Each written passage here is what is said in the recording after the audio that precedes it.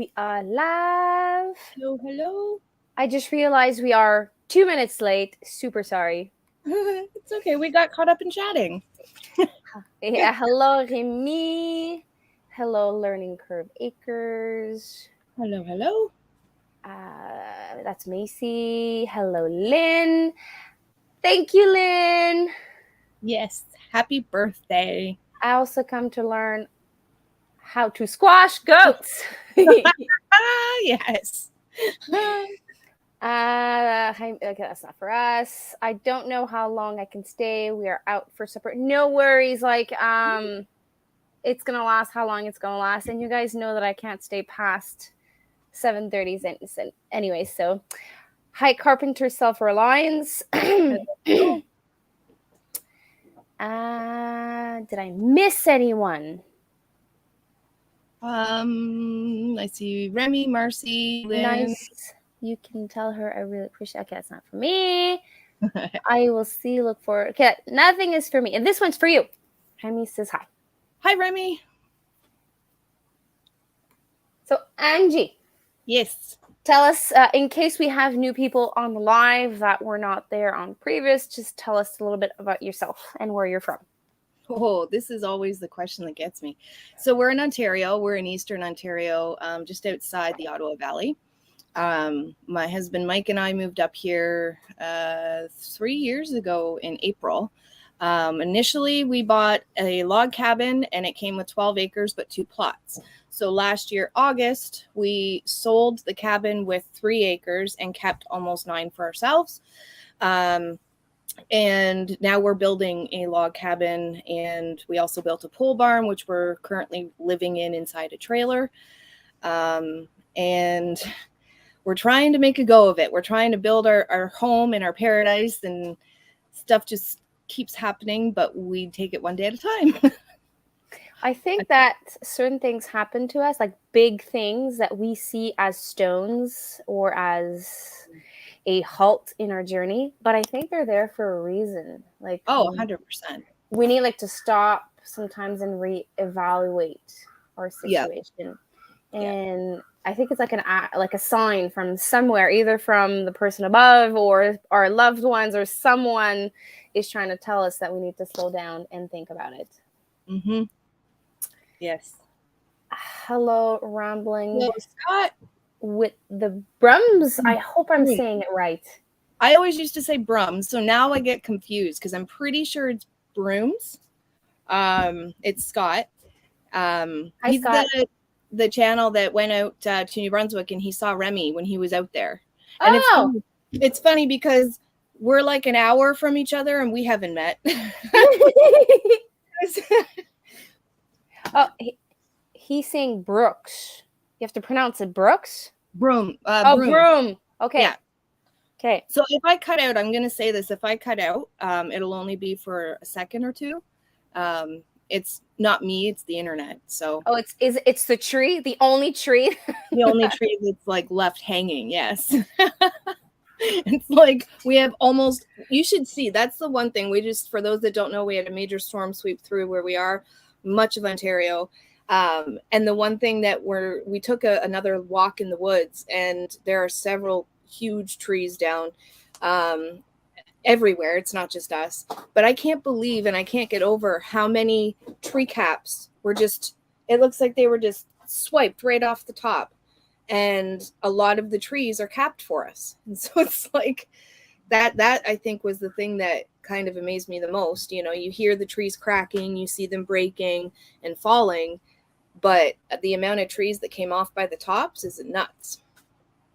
But that tree that's blocking your satellite is still standing. It's leaning. So there is one there. It used to be like this, and now it's like this. So at least we can cut it down now, but we're trying to focus on the garden area. Yes. And clean it there. So we'll see. Well, I might be buying off people this year, but you can only do what you can do. We're 2 people, right? So obviously, but at least you'll have some stuff in the ground. Mm-hmm.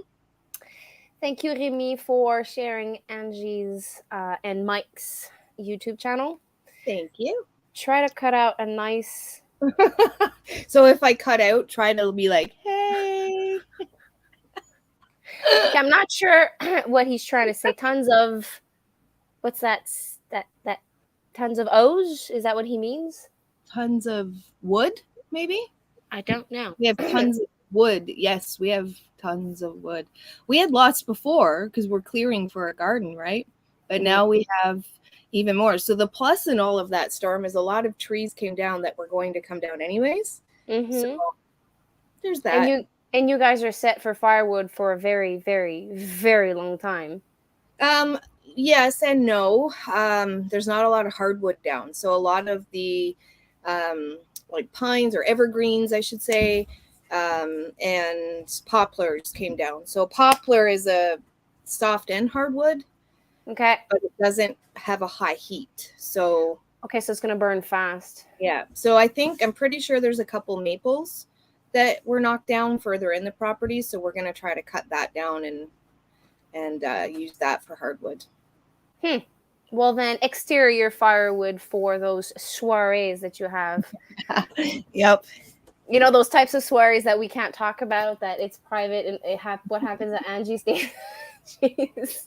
Yes. Those types of nights. So goats. People are here for goats. And I'm not seeing Chris and Steph here tonight, but you guys saw squash in the title of tonight's live. For those of you who don't know, today it's a special day for me. It is my birthday.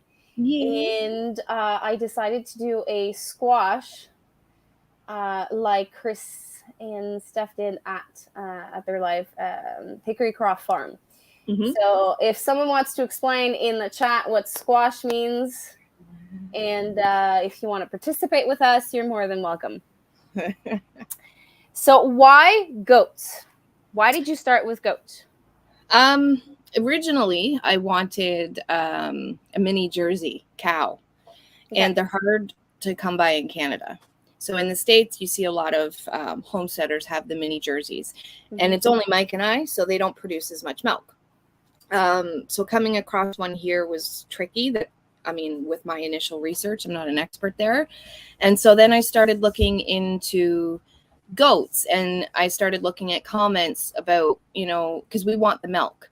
And so I started looking at comments basically towards the taste of it, because I remember when I was younger, my sister used to have goat's milk.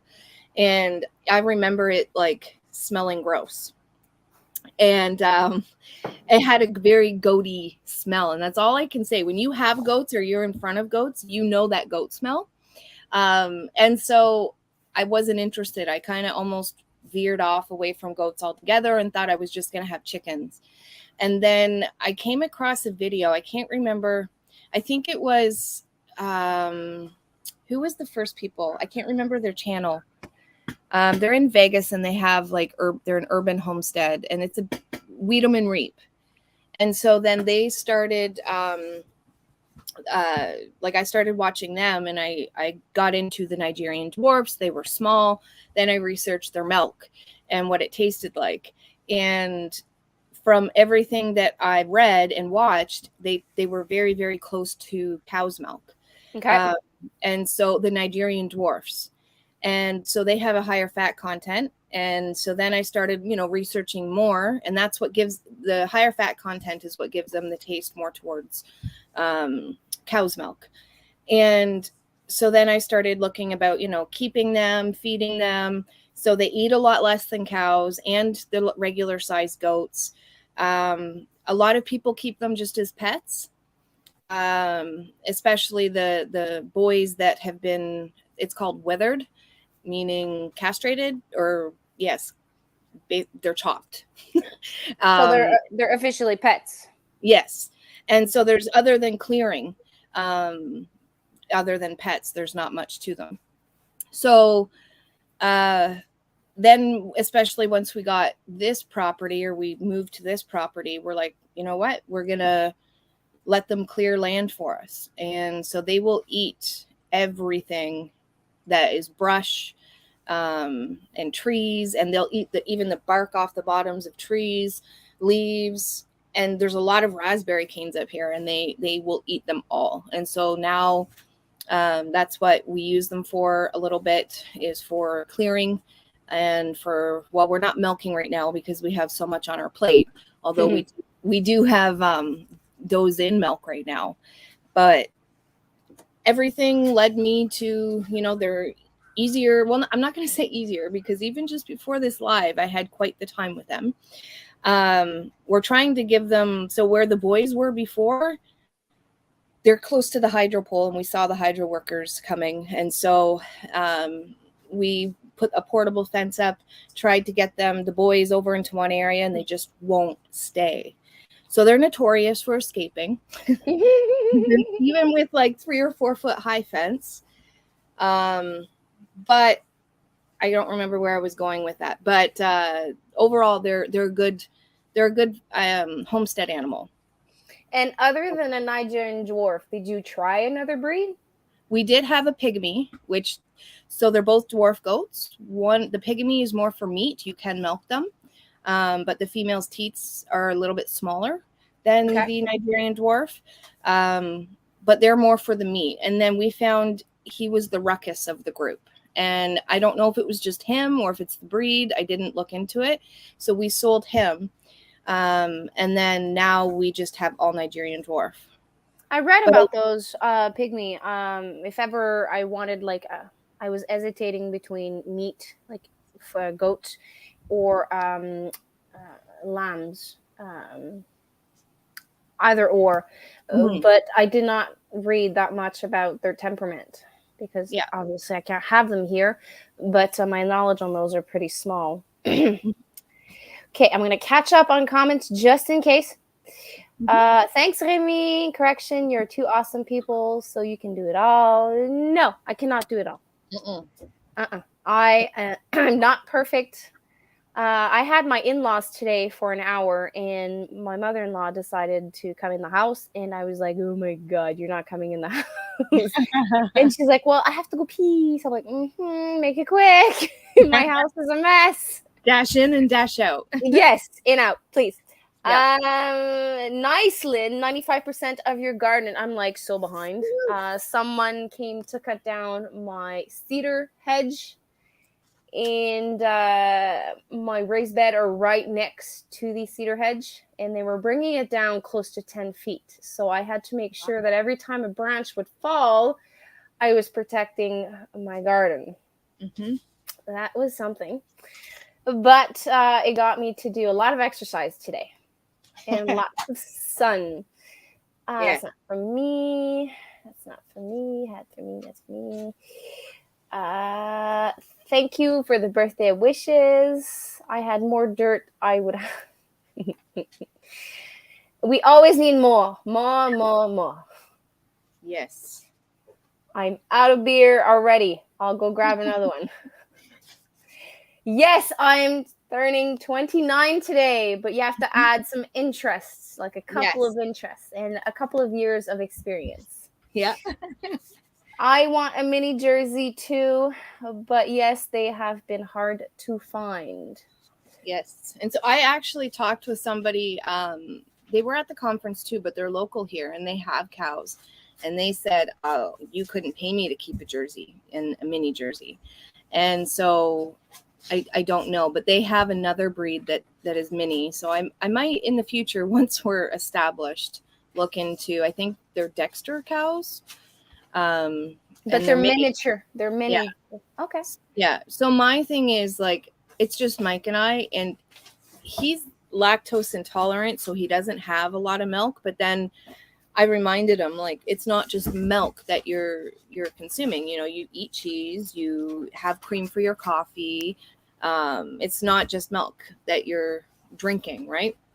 And so also with raw milk, people that are lactose intolerant tend not to be with raw milk. It's not saying they can't be, but they tend not to be with raw milk. So, Interesting. Yeah. Remy says, I would love to have Nigerian dwarf. So next year, if you go with little kids and you have an extra male, maybe you can bring it back after conference. I have one male up for sale right now. One of the twins, the boys, or I have a girl and a boy twin, and so we're trying to sell the boy, but so far nobody's shown interest, so we'll see. Well, with everything going on, they're probably not shopping. Yeah. Hello, Danny Days Homestead. This is the first time I see you here. Welcome to the chat. Oh. Yes, I am 29 US. That's a good one. I don't know how I didn't think of that one. Well, I'm not sure if it's at my advantage or disadvantage. Like, I don't know, but sure, fine. Yes, I will enjoy the 29. Mm-hmm. Annie's like, I'm just drinking one beer tonight, then I see a big bottle. Yeah, right. Well, okay, this is not a big bottle. This is a beer. This is a 330 millimeter bottle. It's not a case that I'm drinking. It's a bottle. And I also got this for my birthday for my mother-in-law. She knows that I started collecting coffee mugs. That is super cute. An art made by someone, homemade. So I have water and beer. I want 2 doughs from you, Angie, next year. Are you taking orders? Yeah. We'll see what we have. So far, we've had 6 kids in total throughout 2 pregnancy, or I guess 4 pregnancy, 2 female goats. And we've had 4 boys and 2 girls. So, but you're keeping your girls. This year's girls, yes. Okay, because you want your herds bigger. Mm-hmm. Okay. So next year we'll have to find another buck to breed with, because we have father and son, and then the other male that we have, he's a wether. So we'll have to find another buck so he can breed with the baby girls we had this year. Can you artificially inseminate your goats? I believe so, but I've never looked into it. Yeah, you can, because I've seen Danelle from Read 'em and Weep do that. So, yeah, you can. Okay. Here's a question for you. How do you cook goat? I've only heard of it being heavily spiced. I have yet to try. So I don't know. Now, we've always said, too, I mean, if, we ever needed to, like later on, we've just, ever since we've moved up, the first year that we moved up, we focused on trying to clean up the property we were at. And then we did get goats that year, and we never thought about it. And then kind of just after 2 years of being up in the country, we moved to this property. So it always seems like there's something we have going on. But eventually, when we're settled down more, I might think about butchering and eating goat, but I think I better try it first. So before I butcher an animal, maybe I should try it, buy some and try it and see how I like it. I think if I was in your position, I would ask either a friend that you could, like a good friend that harvests their goat, for you to taste it, for you like to get like the good perspective of the meat that you're eating. Yeah. Because like when you taste organically grown pasture raised poultry, it does not taste the same thing as the poultry that you would raise at home. I don't know why. I don't know. Other than I know they butcher them young, and mainly most of the chicken that you get in the grocery store, I believe, are the Cornish cross. And they're meant to be bred and like quickly grow. And so I don't know if that has anything to do with it. If you butcher an older hen or rooster, it's tougher. So depending on when you butcher too. My chickens are 60 days. 60 days. So that's 2 months, 8 weeks. Oh, they're young. Do you do the Cornish cross? No, we don't have the Cornish cross here. It's another name. It's a hybrid, but it's not a Cornish cross where we are. Okay. But they're close to 6 pounds. when we harvest the. We got meat birds last year and we butchered them. And they were the rustic rangers is what we got. Those are like caramel color, right? Yes. Okay. They were pretty good. They tasted a lot like what I'm used to, but you can tell that they were home raised. I don't know how to explain that. I remember trying it. Was like, oh, it tastes like chicken. Yeah, it tastes what it's supposed to. Right. I'm always afraid the first time because I'm a texture person, and so even when I tried goat's milk the first time, I have a video out on our YouTube. I was very, very afraid to try goat's milk, and then I did, and I was like, oh my god, it tastes like milk, and it tastes very, very similar to cow's milk. So cool. Remy says, Angie, next year I will be ready to start breeding. I don't know if these fences keep coming down like they do. We may have ones closer than we want. The boys are very adamant on getting out right now. So, Thorhaven Farm is here. I'm guessing it's Darren. So hi, Darren and Bridget. Hey, Annie and Angie. I hope you and everyone are doing amazing tonight, and the gods have been smiling on you. I can't complain. I had an awesome day. I worked so hard. I was in the sun, planted tomatoes, so it was a good day. None of my business, Darren, but I sure hope they were covered by their insurance. I'm not sure what he's talking about. Did I miss anything? Wait, I think I missed. Oh God, I missed like so much comments. Okay, I'm gonna go up.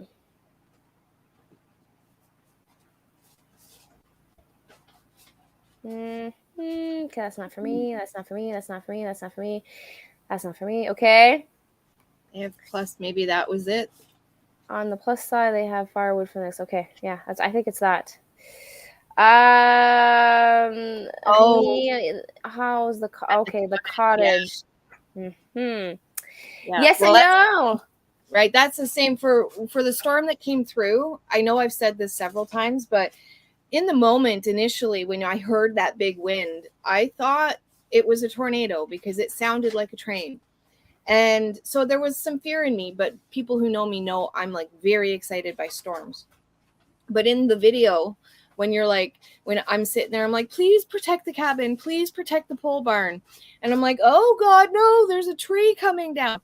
It's because you can't, as far as I know, I mean, if someone knows somebody, please let me know. We don't have insurance on the cabin right now.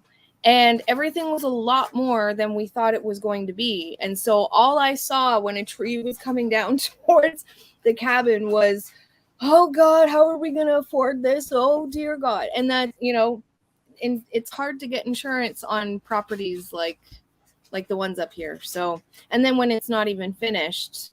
Yeah. Well, I'm sure anyone in your position would probably have reacted similar to you. When the wind started picking up the day after you guys got hit, we got another warning, and it got like really, really dark real fast in my backyard. I screamed at my kids, like not panicked, but I screamed like, get back in the house now, because we have big trees that if they fall, it could be potentially very dangerous. So yes. I'm sure your reaction, everyone felt you and probably would have done the same. And yes, thanks to me for the cozy. He gave me that at convention. Is anyone explaining the squash thing going on? Because I'm not seeing anyone talking about it. We butcher occasionally roosters, great for soups and broth. I keep hearing that. Yep. Angie, so the whole peeing in my beard isn't working for... okay, I'm not sure I want to know. So a lot of people don't know that when a female, so the one thing about, here's a thing people don't really often know. So certain goats can only be bred twice a year. The Nigerian dwarf goats can be bred every 3 weeks. Like they go into heat every 3 to 4 weeks. And so one of the things that boy goats do is they stick their thing out and they pee on all over their beard, and then they sometimes come up because they get it in their mouth and they're like, Ah! and so the boy goats, they did that in front of Bridget and Darren when everybody was here. And so Darren said he was going to try that to see if it worked on Bridget. Oh God. Mm-hmm. It's not as successful with this species. No, I would think so. I wouldn't think so. Okay, so even gross. Hello, Brian. I'm sorry if I'm not saying it right. Brian Loess Hills Homestead. Loess. I hope I'm saying it right. Probably aren't. Hello. But hi. Goats have romance figured out. Yes. I'm sure they do. Oof, the ride back to the barn was awful. Oh, I guess he's talking about the smell. Okay. What would you say is the hardest thing about raising goats? I know you say that they escape a lot, but is there anything else that you would say that is the hardest for you guys with your setup? 100%. It's not necessarily the goats, it's the information on goats in Canada.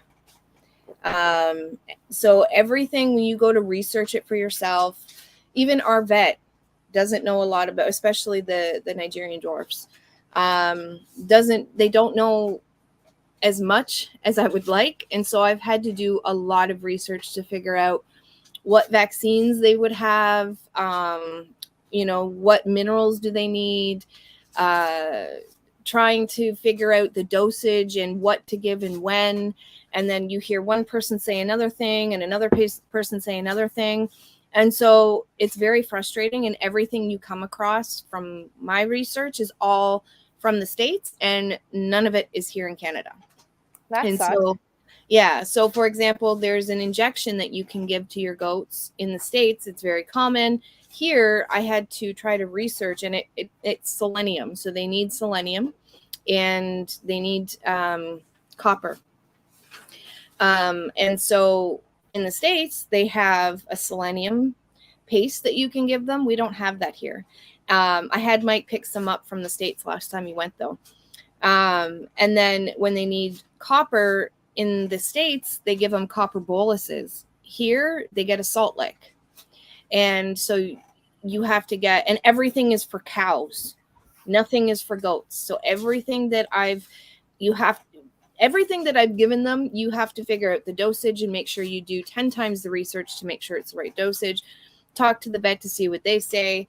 And it's very frustrating. And so I finally compiled a sheet that has everything that they get, when they get it, how much they get. And so it's a lot easier now. But for the first year of having them, it was very, very difficult trying to find information. I find that, well, I think it's not only on that, because I remember when I started homesteading, there's a very limited information here in Canada. I don't know why, because even for hunting, there's not that much information for wild foraging, hunting. Like, you have to dig really deep. Yeah. To get the information. And I find the only way that you can is you start by speaking the same love language as other channels. And then if you're lucky enough, connect with these people. And then through community, you can fill in the blanks. Yes. And that's basically how it went. I talked with another person around here that had goats. It wasn't the Nigerian dwarf. So even the dosages from a regular goat to a Nigerian dwarf goat, they're half the size. So Nigerian dwarfs typically don't go past my knee. And so they're very small compared to a regular goat. And so even the dosage with that, and yeah, it was tricky in trying to figure out what's the yearly shot, what is something you have to give to them monthly, what minerals can they have, and then you find a video or information that's like, yes, that's exactly what I want, but you can't get it here. So it's frustrating. Or it's not available for low or small farms. It's only available for bigger commercial farms. Mm-hmm. Yeah, there's a lot of information about having commercial goats. There's a whole website devoted to that. And then the thing that I ran into too is you find a web page, because I tried to look for other goat farmers in Canada. And so then you go to their page and they have some information, but then you go to the next and it's like completely different compared to what you just read. And so it's frustrating that way. But bottom line, they need selenium because we're deficient in our area. They need copper because we're deficient in our area. What kind of like dewormers, I had to figure that out. What's for tapeworm, because they get ivermectin, and I inject that myself to them whenever they need it, typically 2-3 times a year. Or if they're looking like, you have to tell you can tell they need to be dewormed is the colors of their eyelids in here, and then the colors of their gums. And so even trying to figure out like what's too much, how often, that was hard. So, but then the goat or the vet came out and said, no, your goats look great. So I had a sigh of relief knowing that I was doing it right. But the first 8 months, I felt like everything I did was wrong or not enough. Well, I'm sure you were doing just fine when you got your goats, but like the fact that you're sharing the knowledge that you have or point in the direction to future goat people, you're helping them a lot. Remy says, Angie, okay, they escape, but do they tend to stick around? Oh, yeah. We, when they came, we had just put that pen up for when they came. Other than that, they are free. So we have a girl pen now, which because of the storm breaking the fence, we have tried to fix it, but they keep jumping it. But they just stick around. They don't go off. They don't go to the road. Oh God, Darren. Well, that's good. You're welcome for the flexibility. I'm not sure if I should drink to that or if I should laugh or cry. Right? Or a mix of all. Hello, Roger. Hello. He finds himself funny, so that's good. Had a phone call. You were close with my channel name. Well, I'm really sorry. I did not say it accurately. Darren, I always forget which injury you're supposed to. Oh God. Pee on to stop the stinging. So I just pee on any. No, don't take that advice, folks. No. I it's a snake bite if my memory's correct, but I can't be. Wasn't it jellyfish? Or jellyfish. It was a jellyfish. It could be with snake bites, I think you're supposed to, if it's venomous, you're supposed to cut and suck the venom out. Mm-hmm. Juicy. But always do your own research. Don't take my word for it. I will. Angie told me to do it, so I'll do it. It's our job to get that information out. Yes, you're absolutely right. I have Angie.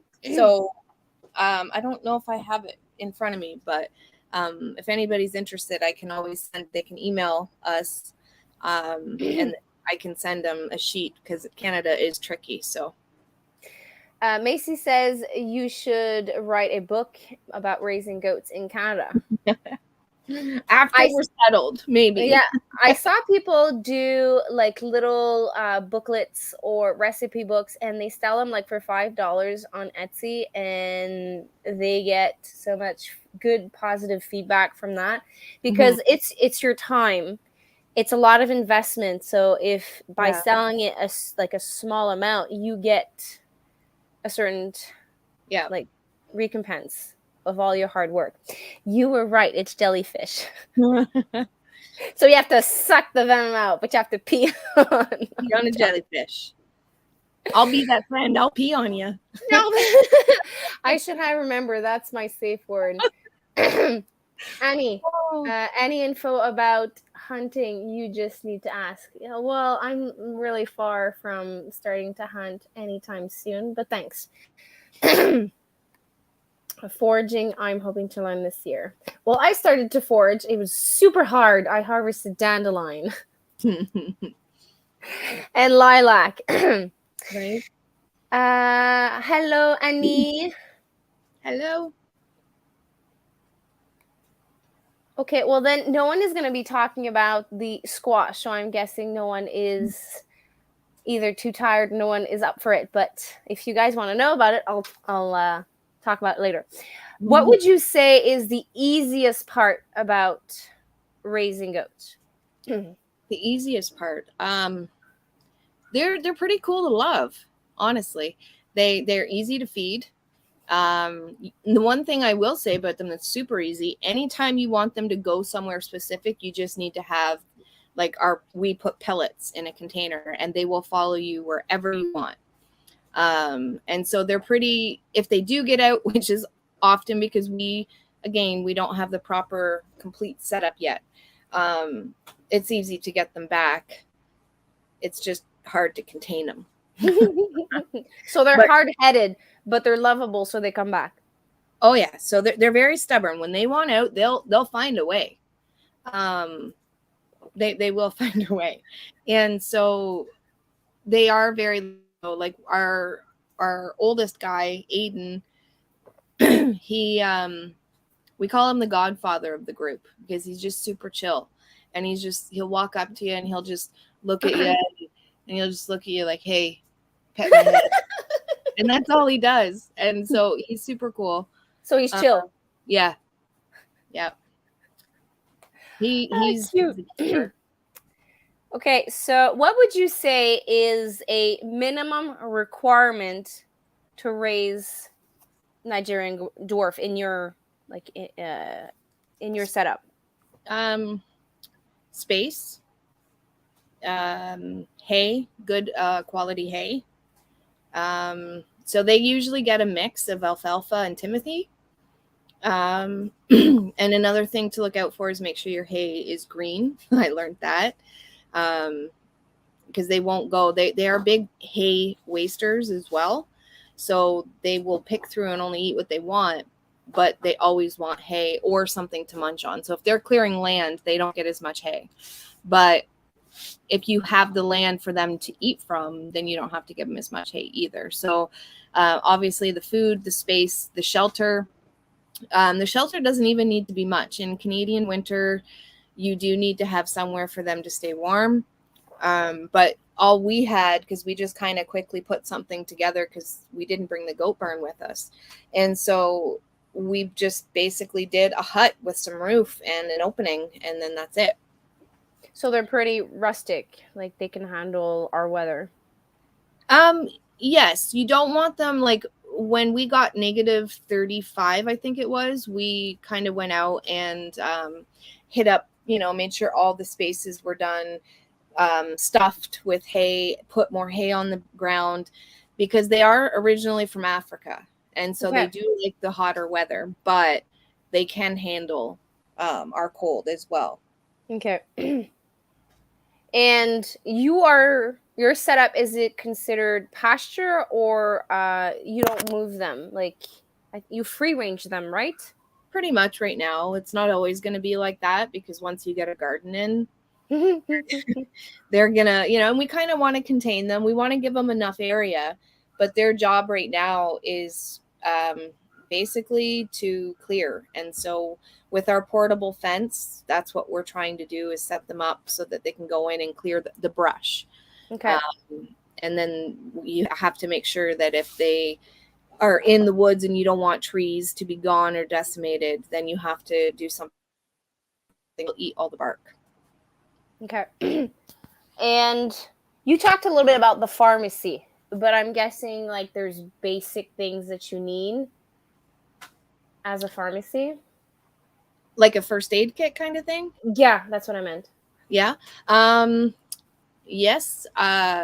Something for wounds, because especially with the boys, they butt heads quite a bit, and the girls do it too.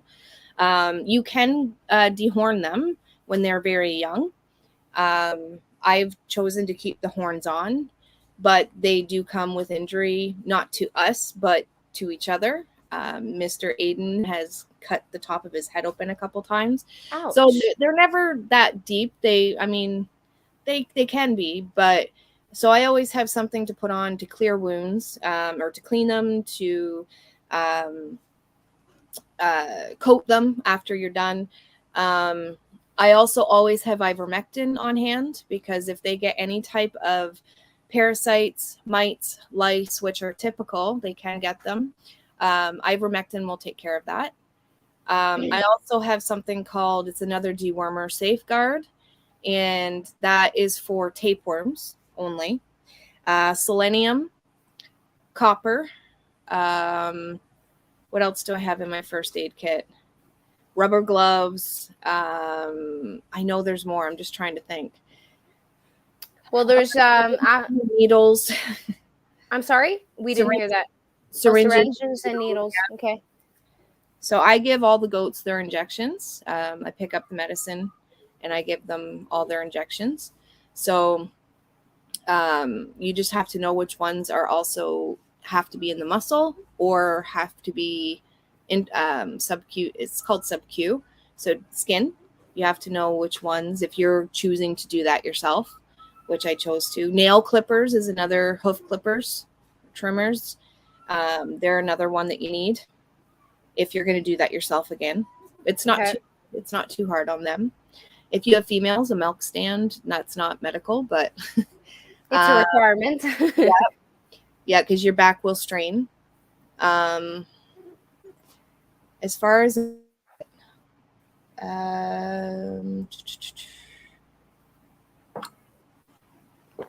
I can't think of anything else right now, but if I do, I will let you know.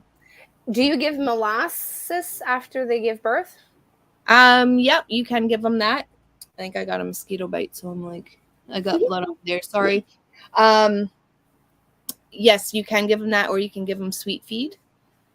Basically, it's a mix of grains and pellets mixed in with molasses. Okay. That's something else. My vet gave me something. I can't remember the name of it, but it was basically like a booster for after they've given birth, and it has the molasses in it. Okay. Another thing, baking soda. Goats, if they get into certain things, can get bloat very easy, so you have to watch for that. Okay. And so baking soda is something that I give them. They can free choice have that. Yeah. So it's quite a big pharmacy. Yeah. I guess so. Yeah. So Remy says, Angie, would you be available 24/7 if ever I get goats? Well, I'll be available. You can always message me, but Darren is changing his goats plans, but it'll be for the better, we think. Was planning on 4, now maybe 2. Just time and money. However, we should still have enough milk for our dairy needs. Mm-hmm. If you're getting the regular goats, then they do give more. With Nigerian, they give per feeding. So per milking, I should say, they would give me anywhere from 2 cups to 3 cups, I would say, per goat, per milking. And so if you did that twice, you could end up with, 1.5 liters a day on the Nigerian dwarfs. And I think it's double that with regular size goats. So, and then it adds up too. Like you have a lot of milk in your fridge. Serge's dream is to have goats and bees, and he wants me to teach him. Patrick, why squash it? I'll smash it. When you could squash it. Cute. Yes, it's true. You have to learn first before you can teach. Mm-hmm. We are clearing out all the milkweed and sumac in the areas that will be goat pasture next year. Yes, so those are things that goats shouldn't have. And then I know, what was the other one? Like they do like to eat fresh cherry trees, but if they're wilted, if say a branch falls off and they're wilted, it can become harmful to the goats too. I didn't know that. Which one? A cherry tree. A cherry tree. Mm-hmm. Why wilted? Like the leaves or the branches, like if they say they fell a couple days before and the leaves are wilted a bit, then it can become harmful. They can eat them fresh, but if they're wilted, they can't. Mm-hmm. Okay. Keep in mind though that milkweed is awesome for monarch butterflies. Yep. About feed. Mm-hmm. What do you feed them? Like I know you said they have a pellet that I get from the feed store. It's called Caprina. You have to have a certain amount of protein in it. And so this is just a basic pellet, like it looks just like the chicken pellets if that's what you feed them. Mm-hmm. And then they get hay, and then they get pretty much free range of wherever they want to go, and then they get minerals as well. So I have, in the winter, I have a certain type of mineral. It's a mix of a bunch of things, and it's for cows. And then in the winter, basically it's the fall and winter, they get a certain mineral from the store, and then spring and summer they get a different one. And they get free choice baking soda. They also get the copper, which is a salt lick. So they get that. Do you find that in the summer you can offset the cost of feed because they do have access to forage? Yes. So with hay, we don't give them a lot in the spring, summer, like once things are starting to come up. Our hope is to get them pastures eventually, and let some hay, I guess, grow in there, some alfalfa and some timothy, and then let it grow, and then let them have access to it, and then hopefully it comes back. We're not there yet, though. You still have many projects to do before you get there. Yep. And for someone that would like to start, like brand new, and they are looking into goats, what would be the tips and tricks that comes out of your head, like to tell them before they get started? Have the area ready beforehand, because that's the one thing that we are struggling with now. It's like we're always trying to play. We did have it good for a minute because the girls all had a pen. Trees fell on them, broke. Oh, the satellite cut you off. We heard that you had stalls for each of your girls, and then you cut. Yes. So have the areas ready. Have a high enough fence, have the areas ready before you get them, because that's something we're struggling with now. And it can be frustrating when you're trying to section off, keep the brother and sister separated, keep the males away from the females, because we don't want babies right now. We do want them next year, but we don't want them right now or anymore now. And so that's the frustrating part. Having the proper setup first, I would say, is very important. And how high does the fence have to be? I would say a minimum of 4 feet. And does it have to be electric? No, and like even today, one of the struggles was we put the twin baby in the goat pen with the boys with the electrical fence, and he was the cause of the reason why all the boys were getting out, because he just jolted through the fence, didn't care that he was getting shocked. And I mean, it's a netting, so it's not exactly a full electric, like solid fence. Okay. And then he would bring it down and the others would jump out. He would back out and jump out. Little rascal. Yeah. I had a few choice words for him today. Mm-hmm. Have it ready beforehand. That is great advice for pigs, goats, and cows, chickens, and rabbits. Well, I think that every single livestock that you bring home, even if it's a pet, you have to be some area has to be prepared. Yep. Like even for a dog, like you need to have some preparation done. And make sure too, I would visit wherever you are, visit your local store, feed store. Make sure you have a source of hay in your area. That's one thing we struggle with here is we do have a good one now, but he's an hour away. And so we have to, find the what do you call that, Mike? At the back, the trailer. We have to borrow the trailer to go get enough hay to make it worthwhile. Okay. We did get it at the feed store for a while when we first started out, or if we're, say we ran out in the winter, sometimes the feed store would have it, but not all the time. Yeah, well, last year they had, I don't know for what reason they say they had shortage, but they didn't. So it caused price inflations. Yeah, I know was it Manitoba or Saskatchewan? They had something that destroyed a lot of crops, but for local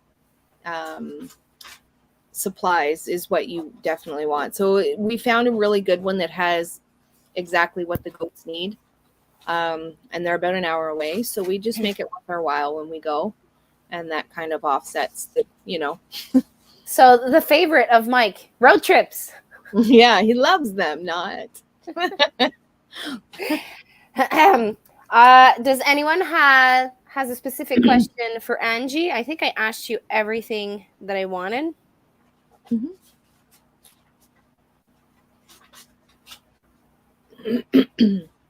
You said the reason was for milk, right?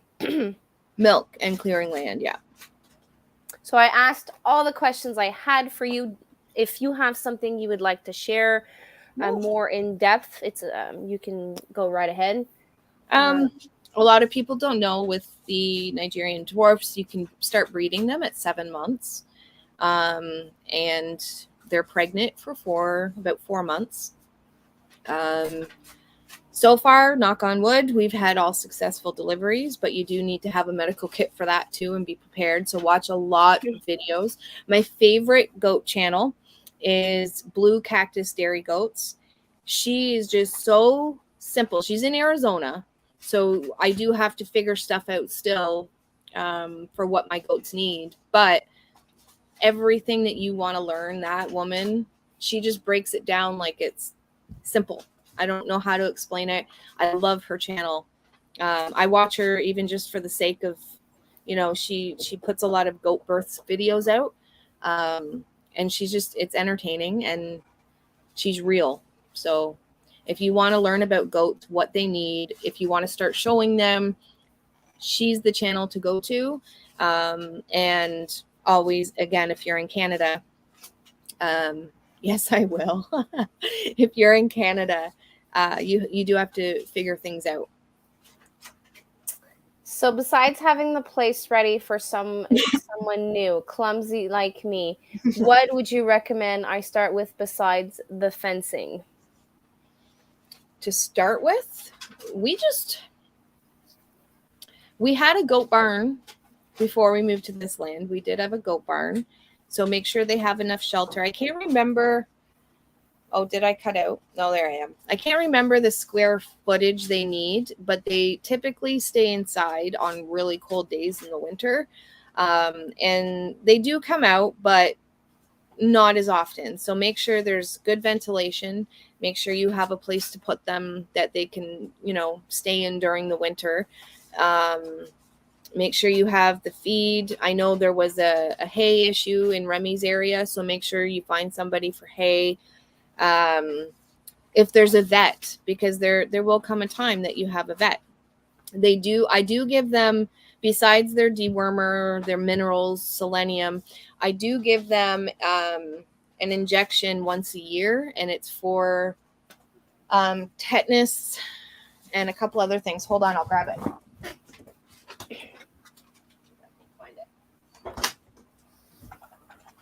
So for Canada, they call this CD&T vaccine in the States.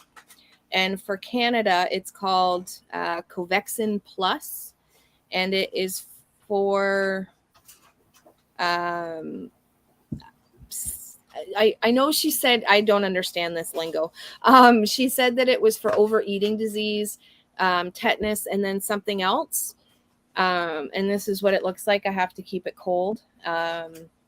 And I have to give it to them once a year. And then when they're first born, I have to give it to them at, I think, about 2 months old, you have to give it to them. And then 2 weeks after their first injection, they have to have another one. So I have one more goat left to do. But this is what they call CD&T in the States, and it's called Covexin Plus here. Okay, and Macy says, how many round bales of hay do you go through for the goats? I get the square bales. I don't get the round bales. I get the small square bales. And I would say all of them, we have 8 goats now. And I would say to feed those 8 goats, they go through probably about 1.5 of the square bales a week. If you're only having a couple, that's in the summer. In the winter, they're going to eat more. So I would probably say 1 square bale per week for 2 goats, maybe 1.5 for 2 in the winter, I would say. Okay. How much hay do you go through? Right now, not a lot, because they're foraging, right? So they're eating a lot of the brush, and they like to eat a lot. They just like to chew a lot. So even if they're not eating, you'll constantly find them chewing.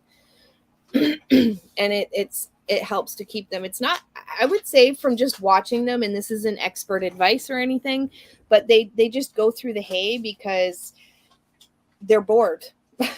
And it's there for them, and so they constantly want to chew. So because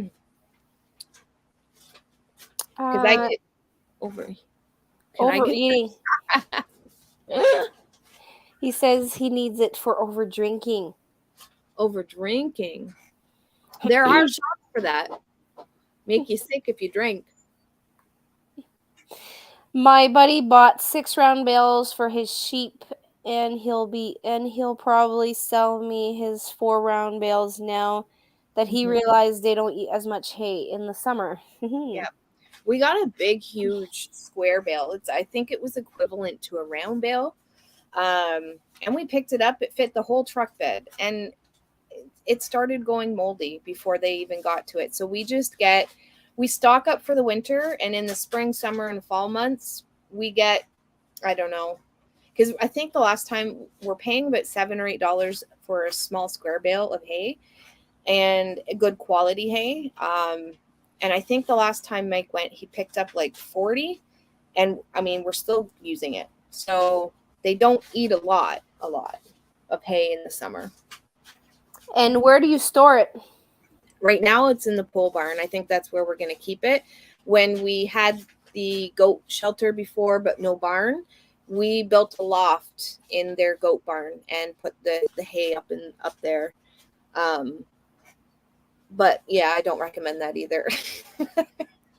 I would say have a spot they can't get to in a barn. But if you're aging like us, it's hard to bring home, 30, 40, even more bales of hay and walk up a ladder and store them and then take them down once or twice a week.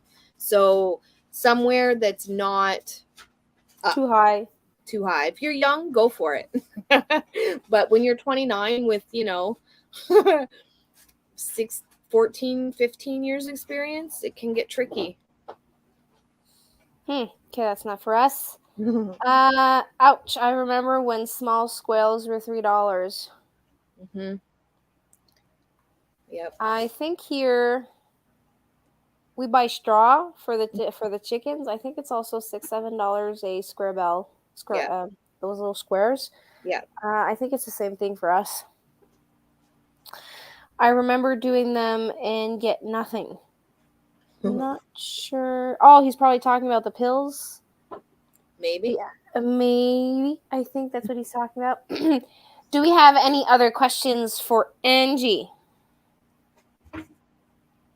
Oh, I did forget to ask you one. What would you consider a breeding pair? Is it like 2 females, 1 male, 3 females? Is there like a number? I would definitely not have. So this is another tidbit about goats. They're very social and they need to be in a herd. And so if you do get a male, if you're wanting to breed them, I definitely would recommend getting at least 2 females to 1 male. But with the Nigerian dwarfs, they can breed, go into heat every 3 weeks. And so that is hard to handle for the females being with the male goats. So if you do get a breeding, like females and a male, I would get a wither goat, like a companion. Yep, a companion, so that male goat has somebody.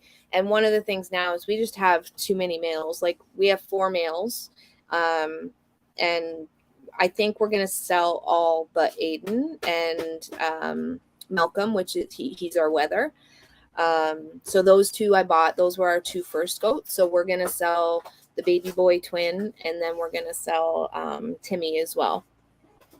And you'll just keep one? One that's intact, yes. And then you can also, if you don't want to keep a male, you can rent out or bring in another goat. Actually, somebody at the conference asked if they could rent our goat for a month or 2, or one of our males, so that she can breed with them, because I don't think she wants to have males and females. And I'm sure it's a lot easier with just females, but if you want milk, you obviously need to let them have babies. So yeah. Okay. I don't know if Angie suggests or the farmer we chat with suggests even 1 female with a eunuch. A wether, a castrated. Okay. Yes. Yeah, that you can totally do that. As long, if you don't want to have 2 females, then you can do 1 wether and 1 female. They just need more than 1. And a lot of people that are starting out, they're like, oh, I just want 1 goat. You need at least 2, because they need each other. Okay, so a herd is better. Mm-hmm. I find that it's like that for many type of livestock. Chickens are like that. Ducks are like that. Yeah. Turkeys are like that. Now I'm learning that ducks are like that. Same thing with pork. They're telling us to have them in pairs, not in odd numbers. So maybe it's like something that's common. I don't know. Do you guys have more questions? I should see if I can find that. Oh no, I can't right now. But yeah, I have a reaction video to me trying goat milk with Mike and I, and it does taste a lot like cow's milk. And so I will say I was super afraid to try it. That I remember when I did, that was the day to me that's like, okay, this is going to make it or break it. This is either going to determine whether we keep our goats or not keep our goats. Because there's, other than clearing land, there's no point to keeping them if they don't produce milk, but or milk that I can drink. But there, another thing that people use the milk for is soap making. Yes. So I have a bunch in my freezer that I'm going to be making some goat's milk soap here soon.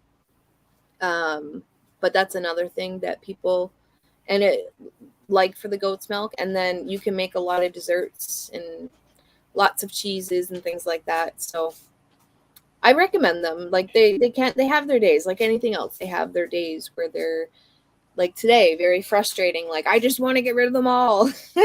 And then there's days where, you know, it's like super cool to have them. And then there's just days where it's like, the goats are here.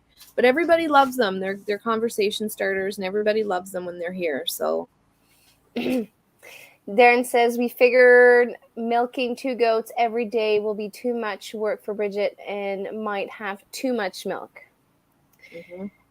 I did. I just did that. I never tried fresh goat milks before, but I heard fresh milk is not to compare with store-bought. I don't know about regular size goats. I remember watching a friend milk them, the regular size, and I smelled the milk and I did not like the smell of it. With the Nigerian dwarf goats, when I went to smell before I went to try it, I was like, okay, smells just like what I'm used to. And then when I tried it, it tasted a lot like cow's milk. I've heard that goat's milk has a goaty flavor. Regular goats have a goaty flavor, but I can't compare. I don't know. So I don't want to ward anybody off from regular goats. If you have a chance to try their milk before you get them, definitely I would. Macy says, I have severe allergies. Too many soaps, and goat milk soaps is the only kind I can use. Mm-hmm. And on that channel I mentioned earlier, Blue Cactus Dairy Goats, she has a lot of soap making videos too. Awesome. I love goat's milk soap. Mm-hmm. Well, I think no one has more questions for you. Did you, other than the trees falling down on your property, did you guys do something on the house or on the garden? We've been clearing away the trees. We had a lot of trees that were hung up. Mm-hmm. So we had to take care of them so they didn't become dangerous later. I mean, they were kind of dangerous as they were, but Mike and a neighbor actually helped clear the land or clear the trees out. Lots of cleanup, trying to prep for the garden. The house, no, we don't have anything. We did have in the storm video, we had a flatbed of wood that we're going to use for our walls in the cabin, and we decided to go with shiplap walls. So we put them all in the house. So that was something we did. Clean up. That's basically it right now, and garden stuff. The damage that was on your roof, is it severe? No, I think I have a picture of it. So thankfully, the tree that fell onto the back end of the roof was very, it was like an evergreen. So it was very bushy with needles. And so it was a cushion when it landed on the roof. Macy says, thank you for sharing your knowledge. No problem. I've seen that some people are extremely careful about how they're collecting their goat's milk, keeping males far away from the females and throwing away the first batch and using ice cold bucket. Yeah. I've heard that if you keep females near the males, it can turn their goat's milk. Like it can have something that the female's udders do to it. I can't remember if it was taste or smell. I've heard that. I don't know much about that. You do want to, so we've had both raw milk and pasteurized goat's milk. So when I wasn't sure, because that's another thing, like I asked my vet, where can I send the milk in to get tested? Because I'd like to test the fat content. And then I'd like to make sure there's nothing, there's no parasites or anything. And so after I was drinking raw for a while, I decided to pasteurize the milk, which just consists of it getting up to, I don't know if I can't remember because it was a year and a half ago that I did it. I think you had to get the milk up to 180 degrees. And then you have to bring the temperature back down really, really quick. And so then you have to put it on an ice bath. But if you have more than one goat to milk, then I would definitely, have something cool with the milk to like the bucket that you're milking. So milk one goat, dump that milk into a bucket that has something cool around it, and then milk the other goat because you don't want it sitting outside for a long time. Another thing you have to also get a tip, shave the udders because the hairs will fall into the goat's milk. Which I disinfected the area anyways before, but still. We also decided to milk share There's another thing too. So we let the babies stay with mom, drink the milk, and then we would kind of either take their first milk in the morning, or if we if we did it in the evening and we milked them in the evening, we'd separate mom from babies for a while, because they tend to hold their milk back for the babies. So that's another thing I didn't know goats did. So I first started milking our female June, and she was super easy. And then I started milking our other female B, and I could get nothing from her, like not even this much milk. And I thought something was wrong with her teats. I thought, whatever, I wasn't doing it right because I was new to it. And then I think it was Stephanie from Hickory Croft said that they will hold their milk back and they'll save it for their babies. And so we started separating the babies more often and for longer. And then she started letting us have milk because she was full and she wanted relief. And so it was nothing I was doing. She was just trying to hide the milk for the babies. Mama's doing their thing. Mm-hmm. You're on fire tonight, Darren. A little goat Scooby. Where's that pill when you need it, eh?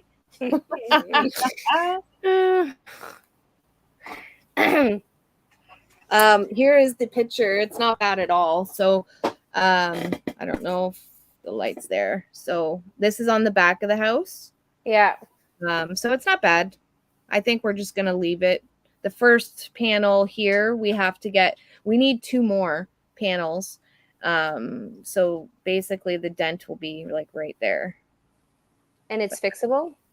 Yeah, I think we can pretty much fix it. It's cosmetic. It's not structural, or it's not going to harm anything. It's just cosmetic. And it's at the back of the house, so it's the least of our worries. Like, you want the house to be built. Like, you can live with the damaged roof. Told Mike, we need in that house like this summer. So we'll see. Are you guys working on the house anytime soon? We will be. We just accepted a contract to deliver 1,000 letters to a town an hour away. So we have to stuff a bunch of envelopes and deliver them over the next few days. Okay. So yeah, we're doing that right now. So that's an income for you guys. Am I frozen? Yes, you are.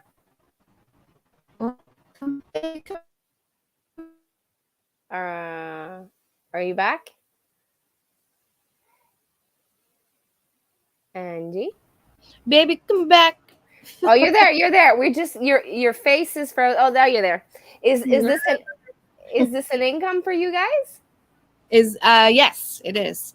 That's fun. So you guys are just going around and delivering mail? It's a letter from a gas company. They want to see if this area is interested in getting natural gas. So well, it's an income, so it's fun. And Mike hates to drive. He hates to go around and drive. So, it's going to be so hard for you guys. I know, but I'm like, the money we're making from it, you can be quiet. Suck it up, buttercup. Right? It was a fluke how we got it too. It was, I guess we got an automated call on, say, a Monday, and on a Tuesday, the company called and said, you answered yes to our automated call. And I was like, I did? I remember getting a call, but it was basically like a message that I can't remember what it said. It was, no answer was detected. That's all the automated voice said. And so then I got the call the next day. And so then they explained it to me. And so they said, this is what's what. Here's our company, blah, blah, blah. It's not a position where it's like a job. It's your contractors, you're out and you just make so much per hour. And so it'll give us a good cushion, to use. So we were like, yes. And then I researched the company and made sure everything was all legit, signed contracts and all that good stuff. And so nice. So at least you won't be in an office watching 4 walls. You'll be out and about with Mike. I'm sure that's going to be fun. Yeah.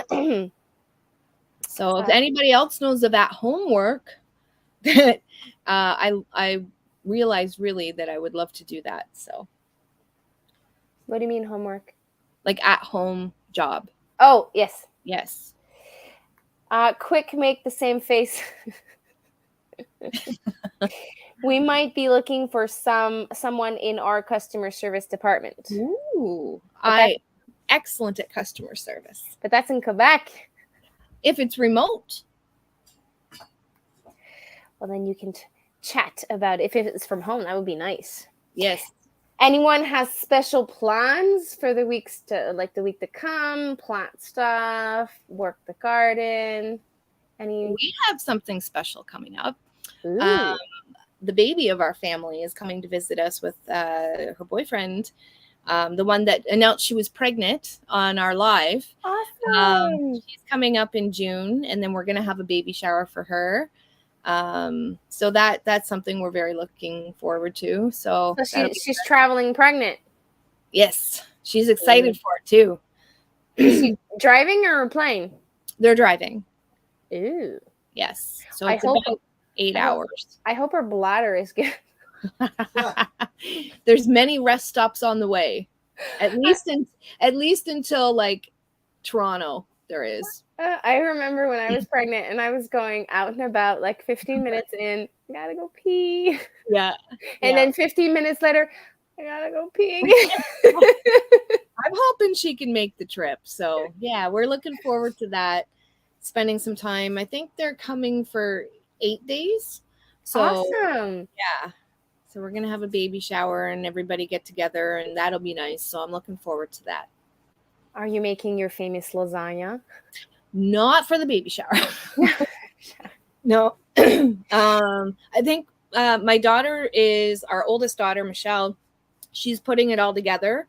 And so we're gonna be at the lake, and she's rented a spot at the lake, and everyone's gonna bring, a gift and potluck kind of thing, and just focus on it. It is a baby shower and it is for them, but it's a lot of focused on being together too. So, well, we've missed out so much on family time. So I'm sure like the shower is just the excuse to meet up, chat, squish everyone, hug everyone, get the feedback and get the info and get like whatever's going on in each family. Yeah. And then, I have at the end of June, I have a family reunion. So my grandmother is one of 13 kids. And so from my great grandparents down, I'm number 177. And holy. Yeah, pre, stuff that's been going on in the world, pre that, we got together every year.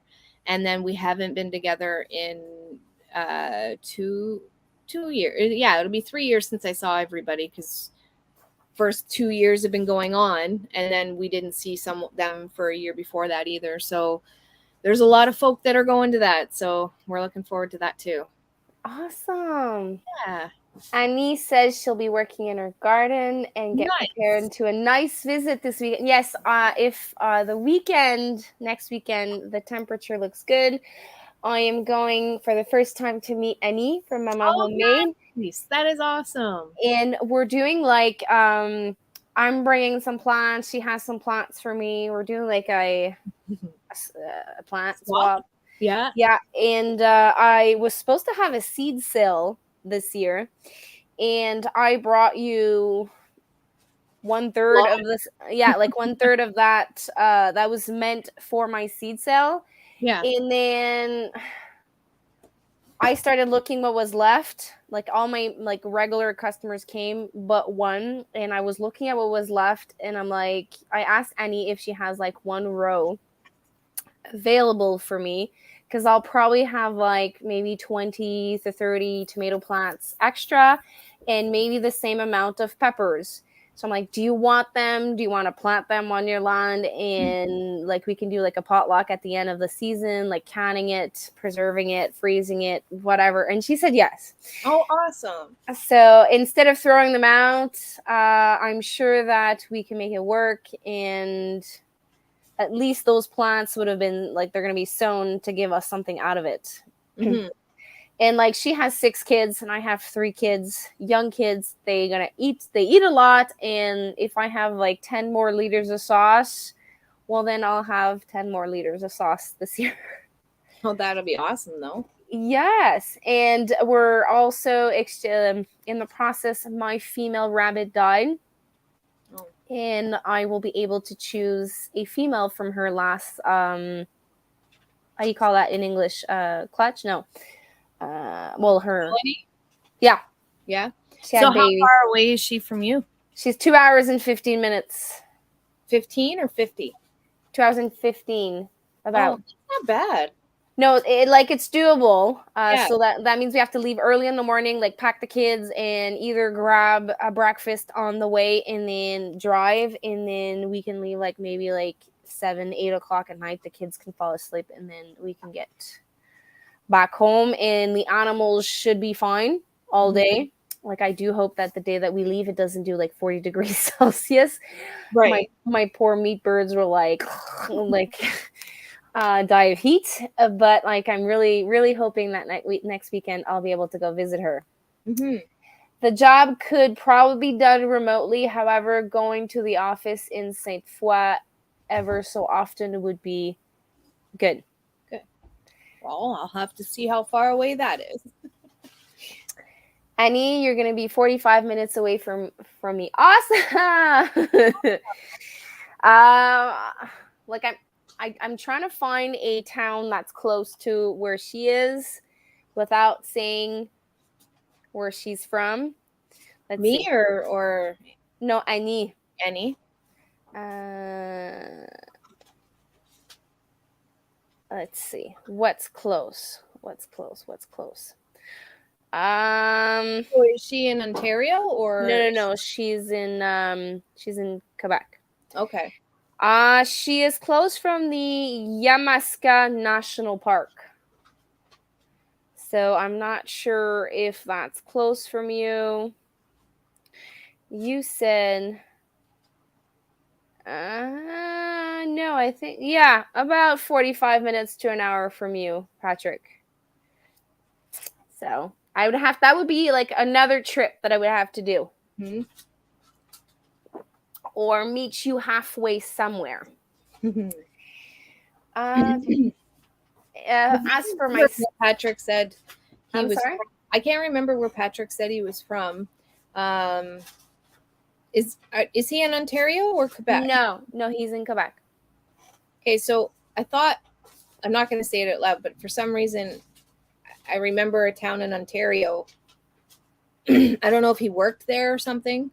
Yes, he works in Ontario, but he lives in Quebec. And yeah, so from the town where he said he worked, we're about an hour and a half. Okay. Yeah.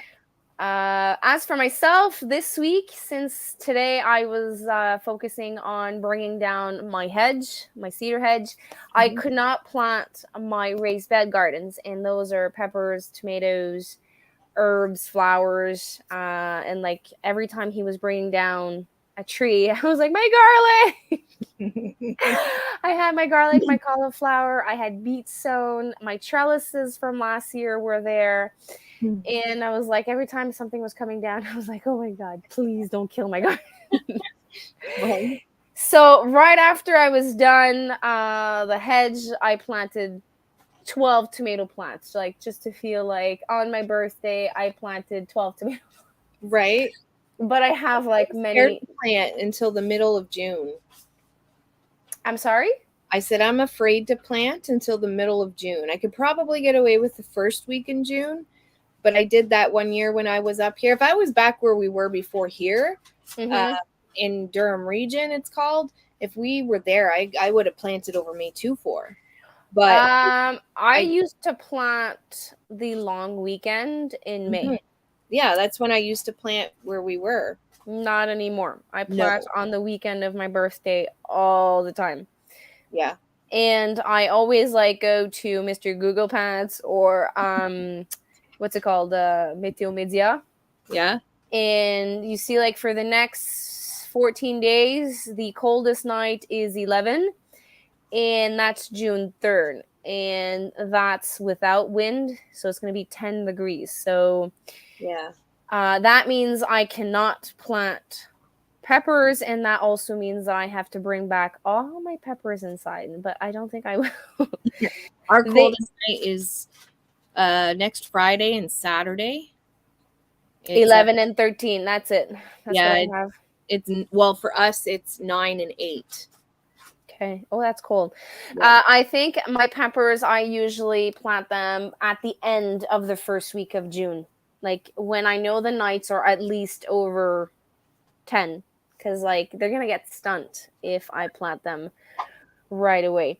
And I made the experiment this year sowing my tomato plants almost 3 weeks later than what I used to. And I just transplanted my like some of them, and they're like just a little bit leggy, like just to say maybe like a couple of inches leggy, but the stalk is a little bit smaller than my pinky. So by sowing, I think it was with you that I started talking about it. Sowing them later seems counterproductive, but if you get caught at the end of the month of May and you can only plant in June, I find that your plants, it's better that they're smaller, compact, than having tomato trees. So this year is the first year I don't have that much tomato trees. We planted once in, I think it was the first week of June, and it was into the second week of June that if we had to frost cover them, and it was a lot of work. Yep. And cover them, but we got a hard frost.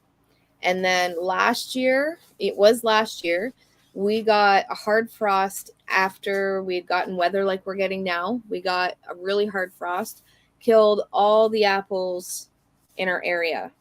So so we have an apple tree now, but everywhere we had to buy apples this year. Everywhere was just no apples because it killed all the blossoms. So I go in Franklin, Quebec. Okay.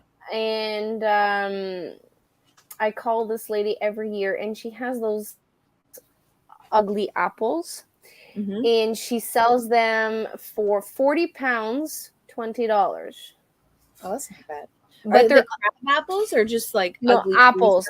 So last year was Macintosh and Empire. The year before was Honeycrisp. I bought 3 bags. It was the best apples. So what I did is I opened one bag. I would sort through the bag. I would keep the pretty ones that were not formed, like not round or like oddly shaped. I put them aside. They had no bumps, no bruise for snacking. And then I started processing the 20 pounds. So I ended up processing close to 120 pounds of apples that year.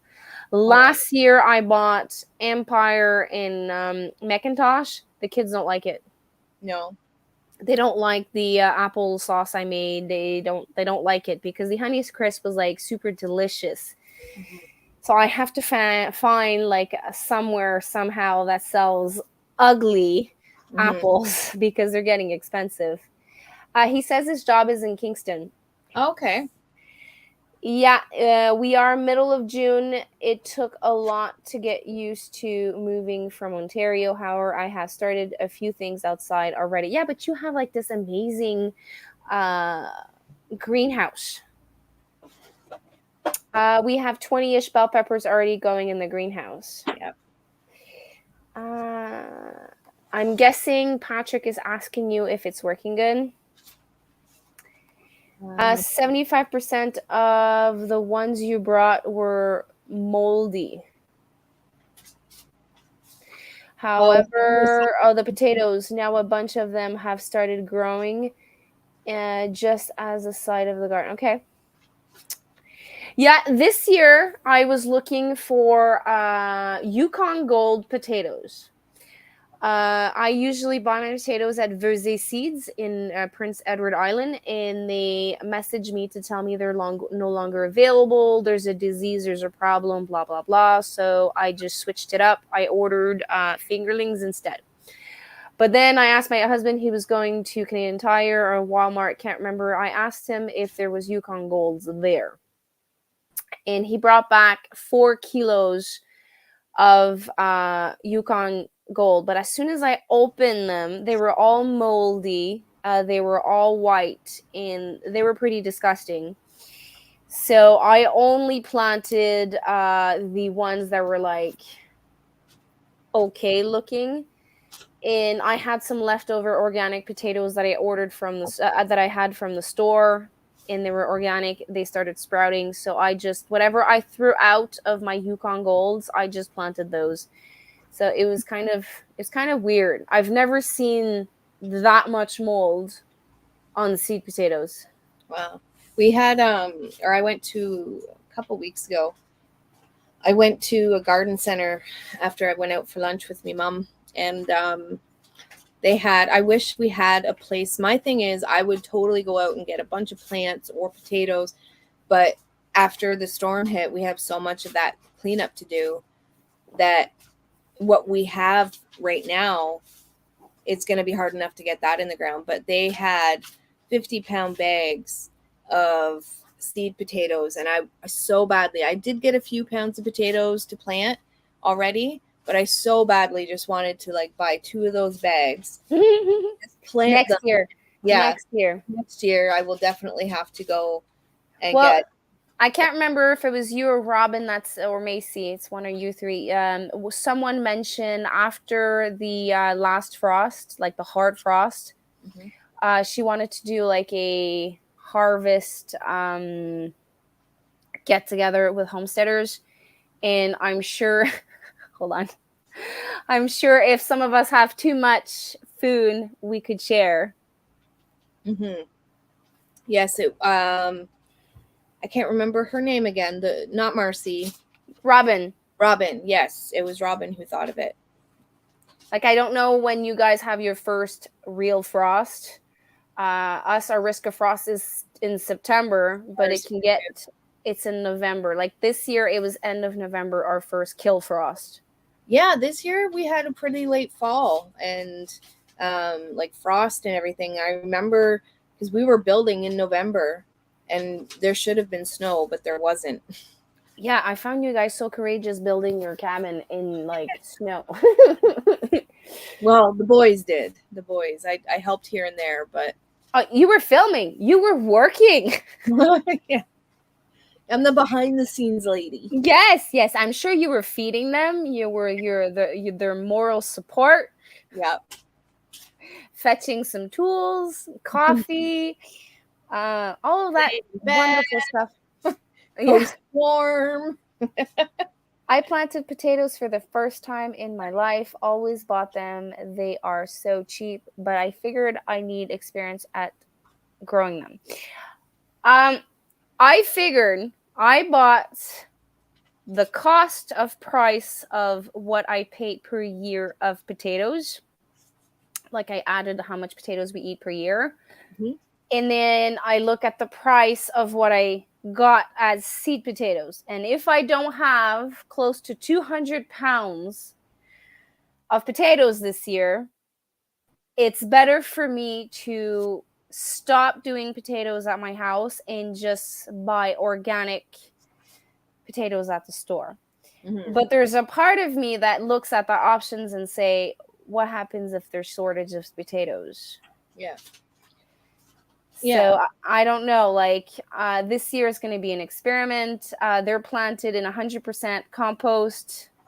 Technically, I'm not supposed to fertilize the soil. Like I'm not supposed to do anything than hill them and make sure there's no weeds.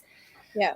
But if I don't reach that, I don't know if I'm going to continue allocating 3 garden rows for potatoes.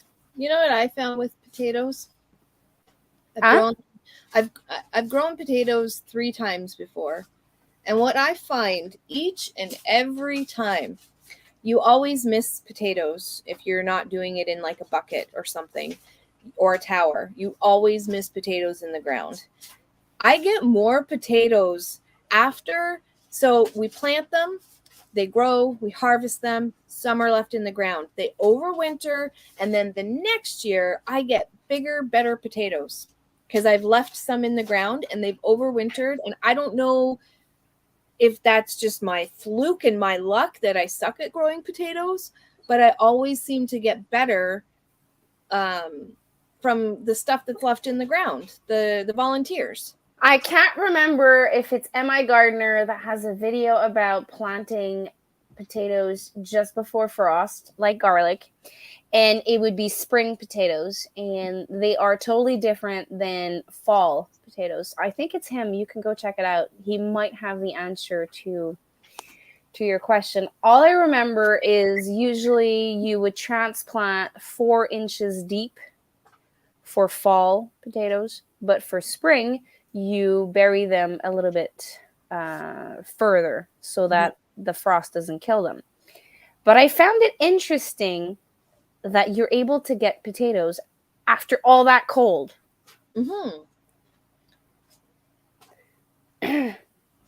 Sorry, just asking my husband if I have 10 more minutes. No worries.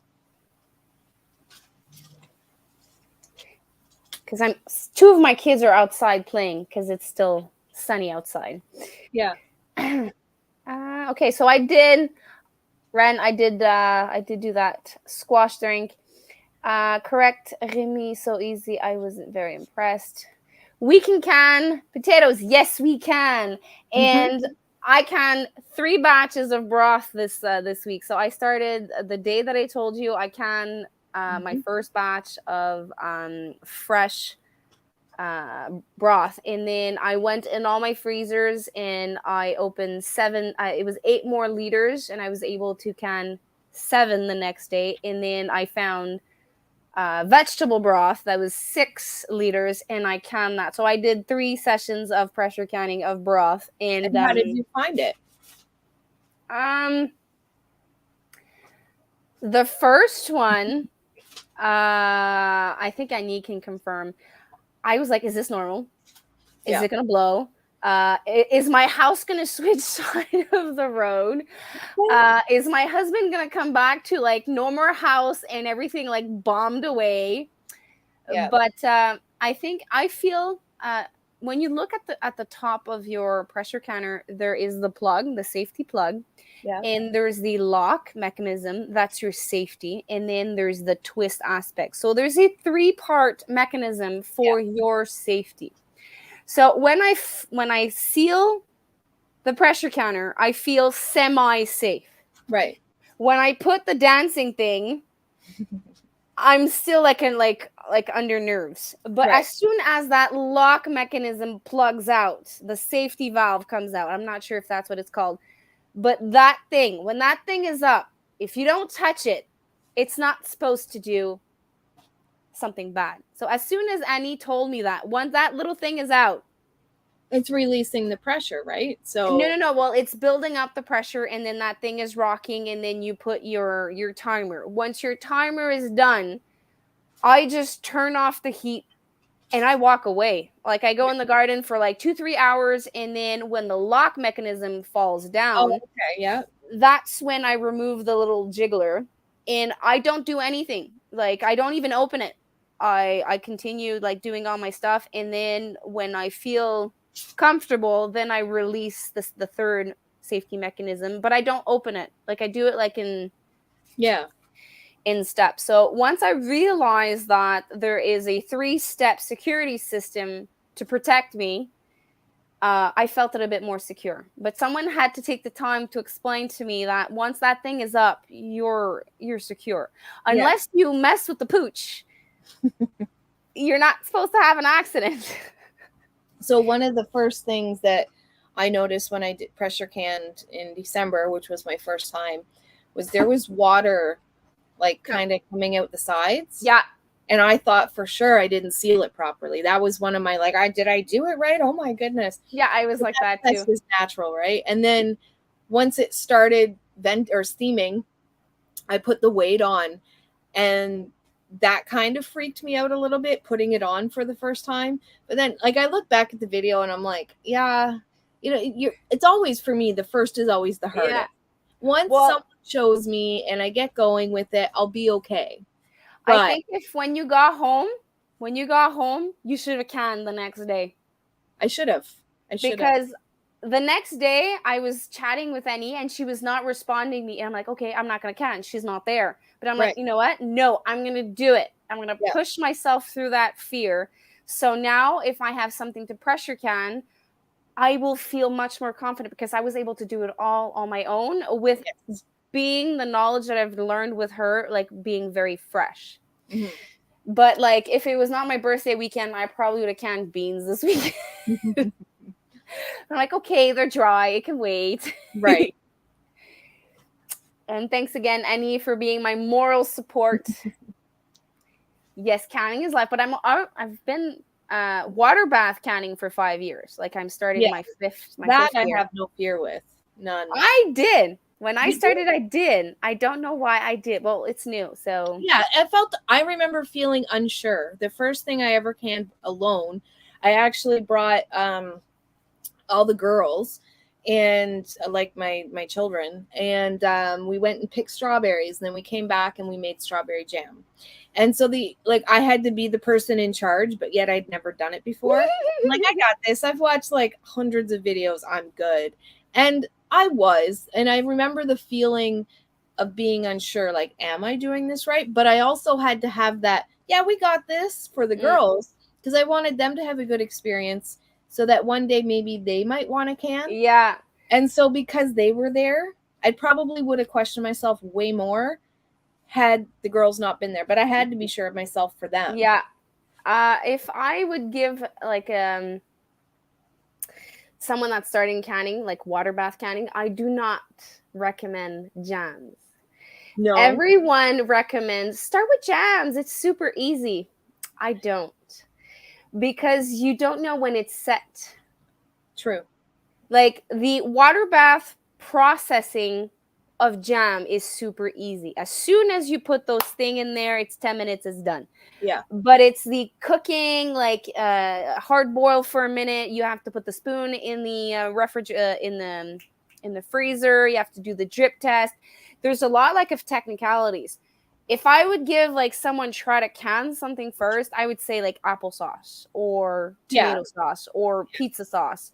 Something like basic little ingredients, or you don't need any special tools. Like I do the salsa from my favorite canning book. It's from Ball, the complete book of home preserving something. Yes. And there's the zesty salsa in there. And you just take all the ingredients, you dump it, you cook it for 30 minutes, you put it into jars, and then you water bath can it. So it's exactly like a recipe you would do at home. And then the water bath canning process is super easy. Right. So I don't know why they keep telling us that processing jam. And looking back, like I probably honestly, I agree with you, because even just this year, I made apple jelly, and I made it with a friend, and some of the jelly turned out to be jelly. Some of them turned out to be hard candy. Yeah, because you over boiled it. Yeah. I mean, I've messed up 2 batches of jam, but I've done jam quite often. I know more now, but I remember having to learn that gel test. How do you tell? And that was frustrating for me. So now it's a little bit easier. But I think the cool thing that I learned about jam is you can actually get like grape juice. Well, just grape juice. And I didn't know you could make jam from that. And so I tried, that was the other batch I messed up. It's okay. It just doesn't have the same smooth texture. Well, if you mess up a jam and it's too liquidy, you can just put it on ice cream. Yeah, that's it. But if it's rock hard and it's in a jar. Yeah, I did that. I did dandelion syrup this year. And I had like a leftover batch I couldn't can, and my daughter's like, try to make it thicker, and then something happened, and I put it on the stove, and I cooked it maybe 2-3 minutes too much, and I left a spoon in it. Oh no! The spoon was stuck in the jar, like I was like upside down, and I was like, I was trying to. God, I had to double boil it so that the candy, because it became candy. Mm-hmm. Like melts, and then I had to fight my way to get my spoon. At least you had a stick for your sucker. Oh, God. It was a quart jar. I mean, a half pint jar. Like it was like a huge thing that I would have licked like for hours. And I probably had like the right. Yeah. You can smile. I'm sure at the time you were like, I really wanted this jam, but now you're laughing about it, right? Well, I didn't really. I had so much going on that day that I'm like, okay, I just messed that. It was one jar that I messed. The other 5 were fine. But the dandelion syrup, my daughter, like when it was not candy, it was still like warm. She would take it out of the jar, and it was like pulling like candy. Like it was like a toffee type, and she was like licking. At one point, she's like, "Mama, it's like a rock. I can't eat it anymore." So I'm like, "Oh no, oops." Maggie, no. Okay, I'm gonna have to let you guys go. I don't want to overkill the perfect timing I have with my kids. They did not act up just yet, so I'm gonna thank you for answering all their questions. No problem. I do have one more. How is the goat that birthed on the live the other day? Coco? No. Coco, yeah, we named her Coco. She's super shy. She does not like people. Like, she's not mean. She's just super, super shy. Okay, get down, Maggie. And she does not like people. And she's even shy around the other goats. So we have to really work with her. She's very nice, but she's afraid of everything. So I'm not sure why. She's the only goat we've ever had like this. Okay. So I'm just going to spend a lot of time with her and start feeding her separate, because she tends to not, like all the other goats, they fight to eat. That's the one thing. They love their feed. They fight to eat. And then she's kind of like, I don't want to be in that fight. And so she hides. And then she doesn't get anything to eat. So we have to kind of figure her out a little bit. She's the only goat that's done this, so I don't know. She's a good goat and she's beautiful, but I saw pictures. She's beautiful. Okay, Maggie, no. Okay, guys, I have 3 squashes left. I can't type a comment. Okay, squash. Squash that like button. Okay, so no, I did that. No, Patrick just said it. Squash that. You did that one? I did that one. So I have like 2 or 3 left. Who's game enough? Right. So what kind of squash are you growing this year? A lot. Technically, I did some for my plant cell, and I ended up planting them.